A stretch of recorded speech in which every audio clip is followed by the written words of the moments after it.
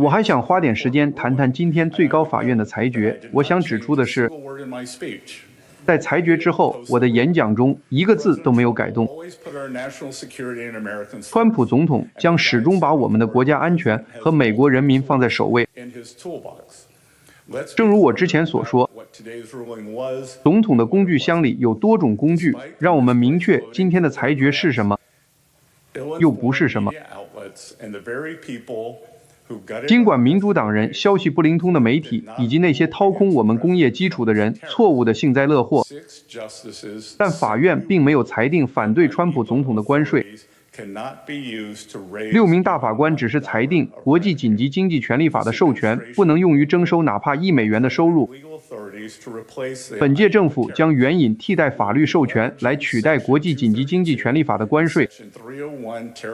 我们将利用经过数千次法律挑战验证的232条款和301条款关税授权。财政部的估计显示，使用122条款授权，结合可能强化的232条款和301条款关税，将使2026年的关税收入基本保持不变。接下来，我期待与雷沃什·伯恩交流并回答大家的问题。谢谢大家。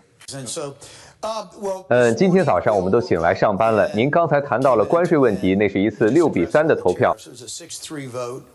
当您最初看到这个结果时，您感到惊讶吗？您是否预料到投票会是这样的结果？我知道您提到了很多他们没有投票表决的事情，但这是否大致符合您的预期呢？我有点惊讶，因为我当时就在最高法院的听证会上。谢天谢地，我不是律师。当人们问我你觉得华盛顿特区怎么样，我总是说那里的律师太多了。不过我认为我们看到的是，总统使用国际紧急经济权利法，权力的定义被大大的缩小了。所以对于那些之前见过总统或者一直密切关注此事的人来说，我总是在我私营部门的投资业务中发现，把信号和噪音区分开来是非常好的。你知道，很多噪音就是关于川普关税被击败的说法。唯一被否决的是国际紧急经济权利法收取哪怕1美元收入的能力。总统和我当时在听证会上，法官们甚至原告都同意。根据国际紧急经济权利法，总统可以实施全面禁运，他只是不能收取1美元的收入。所以正如我之前所说，有232和301的关税自川普的第一个任期以来，已经经受住了4000多起诉讼。还有一项叫做122的条款，它赋予总统5个月的时间来实施，来征收全球关税。所以总统今天宣布，他将征收10%的全球关税。然后一些232和301的关税调查将会启动。你知道那些需要数周和数月的时间来实施，所以我可以告诉你们，财政部今年将征收的总收入，即使有变化，也微乎其微。所以你们已经收取了大约1750亿美元的关税。那是根据国际紧急经济权利法的关税。这笔钱会有争议吗？比如有人能拿回这笔钱吗？或者？是的，这确实有争议。最高法院今天没有对此作出裁决，他们把这个案子发回了国际税务和贸易法庭。我的感觉是，这可能会拖延数周、数月甚至数年。所以，我们拭目以待。但展望未来，没有人应该期望关税收入会下降。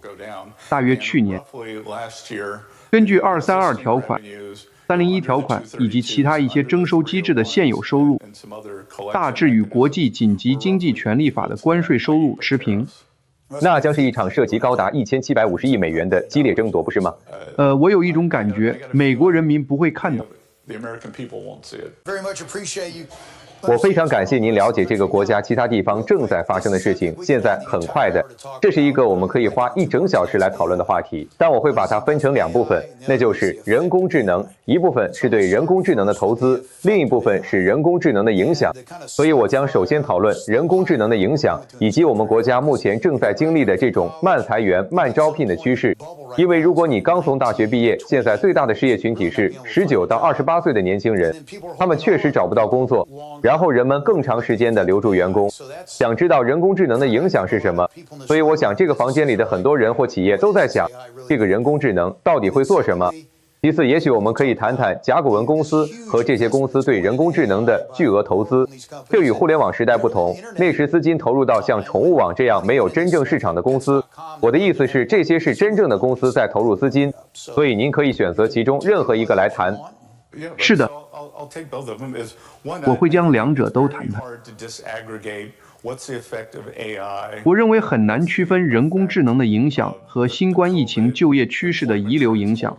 是的，因为我相信在座的各位，新冠疫情期间的员工留存情况非常严峻。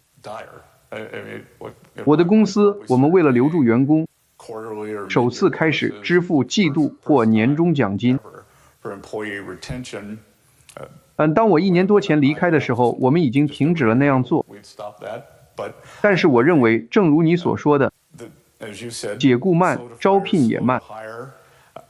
我对目前的整体劳动力市场非常乐观，我对经济也非常乐观。从历史上看，当我过去需要分析经济数据来做市场压注时，我总是发现，当临时人员派遣公司表现良好时，就业市场就会加速发展。而现在，临时人员派遣公司正在报告非常好的收益，非常好的需求，而且从历史上看，这会演变为长期需求。我们还看到，在2025年，资本支出增长了大约12%或14%。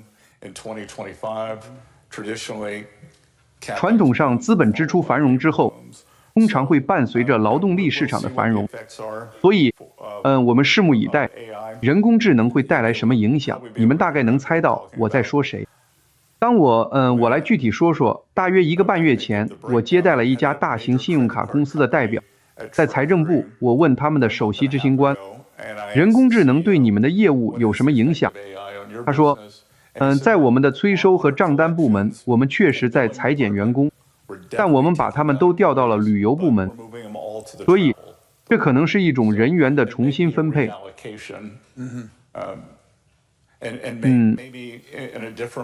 也许在另一种情况下，旅游部门本来会招聘人手，但是，是的，就这个具体的例子来说，就业人数是持平的。那投资方面呢？您是否担心投入到人工智能的这笔巨大资金？因为如果把它看作我们国内生产总值的一部分，它占的比例非常大，可能比历史上任何其他初创行业都要大。我认为一个很好的衡量方式是，大约每3000亿美元就相当于国内生产总值的1个百分点。所以，每次你读到会有6000亿，为了方便我计算，6000亿的人工智能投资，这算不算一个不成比例的份额呢？如果你回顾一下，看看铁路、电气化，还有互联网，它可能更压缩。我认为它更压缩的原因是那些超大规模公司，比如谷歌、微软、甲骨文、Meta，你知道，可能还漏掉了一些，OpenAI，那是一家新成立的公司，但是这些都是拥有庞大资产负债表的大公司，并且对他们来说进行大规模的资本支出，在我看来并不算是投机行为，对吗？就像微软，即使对微软来说，120亿美元的支出也是一笔巨款，但是他们有资产负债表，他们能够掌握杠杆。好的，我们大概还有5分钟，所以您很慷慨地愿意回答观众的几个问题。那么有人吗？ Anybody? We have the microphone here. 麦克风在这里。抱歉，部长先生，人工智能一直是本次对话以及大多数关于未来对话的主题。您谈到了人工智能的深层影响，但请您谈谈它对我们经济的宏观影响。我认为我们目前尚不清楚。我认为我们必须保持开放的心态。我的3位人工智能专家在过去10天内都给我打了电话。他们说，从12月到2月，人工智能代理的加速发展，在短短2个月内就达到了过去2年来的水平。所以，这些能力真的，当你想到曲棍球杆曲线时，我甚至不知道这会是什么样子。而且，我保持开放的心态，我认为，显然生产力会增长。我们将拭目以待其具体实施情况。然后我认为我们也不明白这对美国相对于世界其他国家意味着什么。这就是为什么我在我的演讲中提到，想象一个美国在人工智能领域遥遥领先的世界。你知道，有中国，有美国，然后是其他所有国家。在人工智能方面，印度的呼叫中心还有什么价值？你知道，如果我们出现这种生产力繁荣，其他国家将怎么办？因为请记住，欧盟和美国在2000年到2005年，我们的国内生产总值规模是相同的。现在我们比欧盟大50%以上，我不知道是不是100%，我们已经超过他们了。所以我是说，你能想象美国会进一步拉开差距吗？有可能。